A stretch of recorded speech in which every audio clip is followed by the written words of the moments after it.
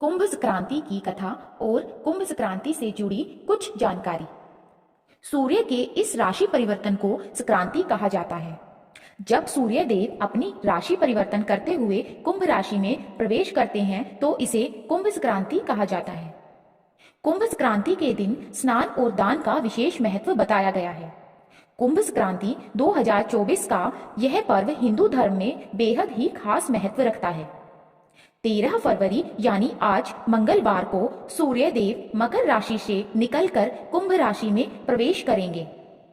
सूर्य एक राशि में लगभग 1 महीने तक रहते हैं। इस दिन पूजा, दान, स्नान का विशेष महत्व माना गया है।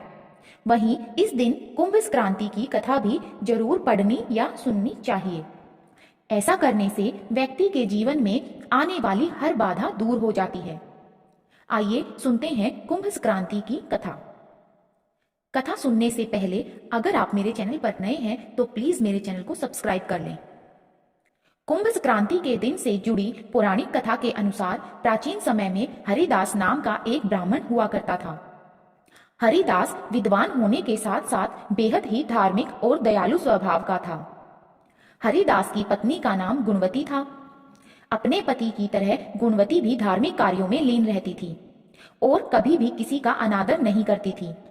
गुणवती ने अपने जीवन में सभी देवी देवताओं का व्रत किया, लेकिन मृत्यु के देवता धर्मराज की न तो कभी पूजा की और न ही उनके नाम से कभी भी दान और पुण्य दिया।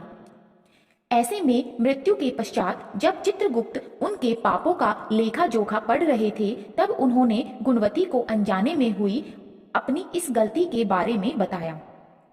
उन्होंने कहा कि हे देवी, तुमने जीवन भर सभी देवी देवताओं का व्रत पूजन आदि पूरी श्रद्धा से किया है, लेकिन धर्मराज के नाम से ना ही कभी कोई दान पुण्य किया, ना ही पूजा पाठ किया। यह बात सुनकर गुणवती ने कहा, भगवान, यह गलती मुझसे अनजाने में हुई है। ऐसे में इसे सुधारने का मुझे कोई उपाय बताइए। तब धर्मराज ने कहा कि जब सूर्य देवता उत्तरायण में जाते हैं यानी मकर संक्रांति के दिन से मेरी पूजा शुरू कर देनी चाहिए। इसी क्रम में चलते हुए पूरे वर्ष भर मेरी कथा सुननी चाहिए और पूजा करनी चाहिए। इसमें गलती से भी कोई भूल नहीं होनी चाहिए।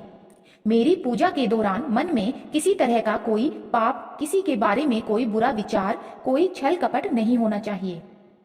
इसके बाद पूजा और व्रत विधि पूर्वक रखना चाहिए।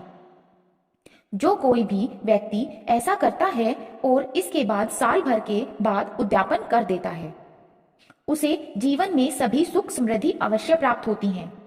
धर्मराज ने यह भी कहा कि मेरे साथ साथ चित्रगुप्त जी की भी पूजा करनी चाहिए। उन्हें सफेद और काले तिलों के लड्डू का भोग अर्पित करें और अपने सामर्थ्य के अनुसार ब्राह्मणों को भोजन और दान आदि कराएं।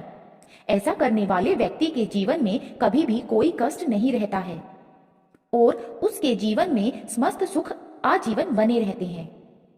अगर आपके जीवन में किसी भी प्रकार की कोई परेशानी आ रही है तो कुंभ संक्रांति के दिन करें इन मंत्रों का जाप। नंबर 1, ओम सूर्याय नमः। नंबर 2, ओम आदित्याय नमः। नंबर 3, ओम भास्कराय नमः। कुंभ संक्रांति के दिन स्नान के बाद सूर्य देव की पूजा विशेष रूप से करें। उनके जल में लाल फूल, गुड़, रोली, लाल चंदन मिलाकर अर्घ्य दें। इस दौरान सूर्य मंत्र का जाप विशेष रूप से करें।